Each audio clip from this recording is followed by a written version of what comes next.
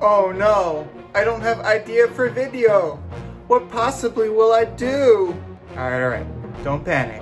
Maybe if I just jam out a little bit, I'll come up with something.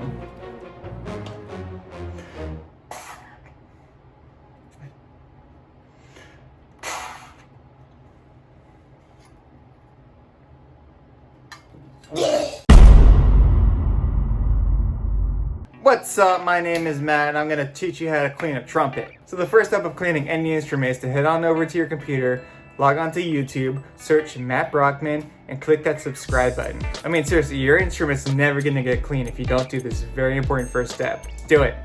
And hit that like button too.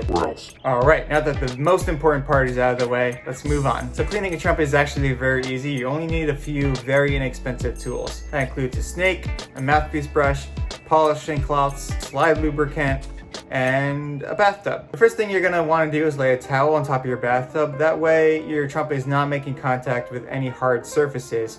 It gives it a nice soft surface so that you don't dent or scratch your instrument while you're cleaning. Next thing, you're going to want to turn on the wire to a lukewarm temperature. You don't want it to be too hot because the too hot temperatures can damage the finish on the trumpet. I have a lacquer finish and it's pretty beat up, as you can see from some too hot baths.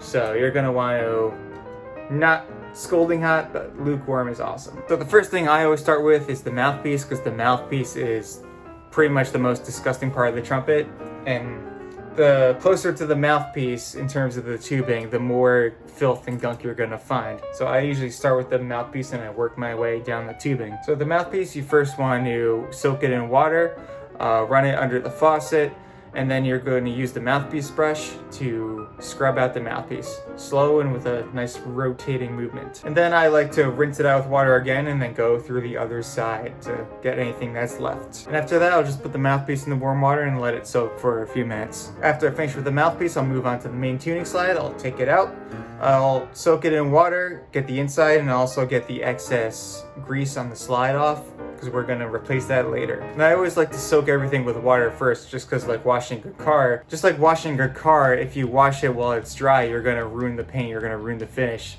and you're way less likely to damage your horn if it's already wet and soaked. So with the main trumpet and all the slides and all that, you're gonna want to use the snake.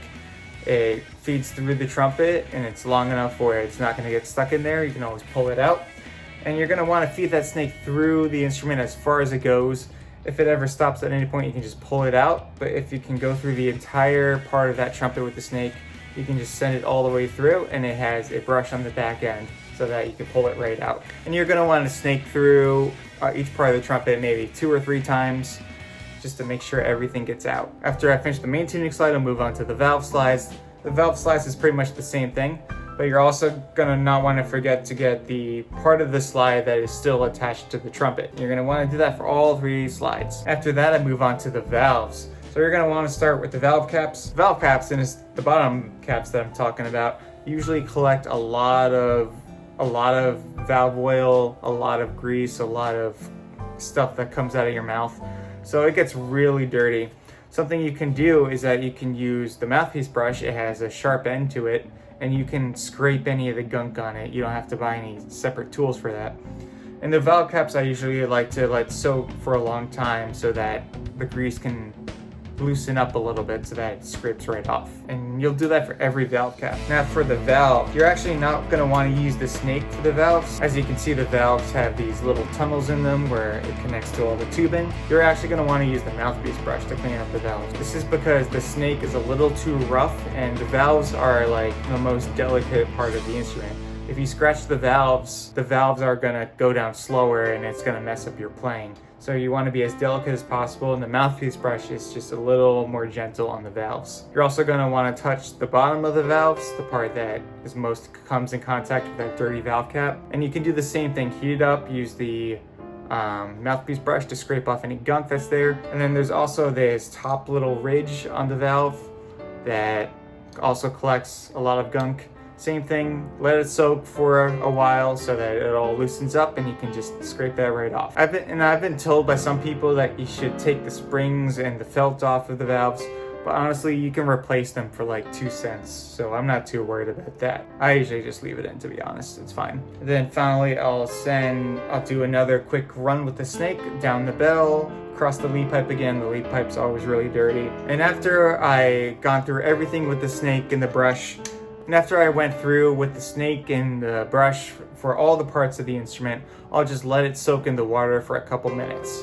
Stay tuned. 2 hours later. Alright, after letting it soak for a little bit, you're going to want to take the instrument and all the parts out of the tub.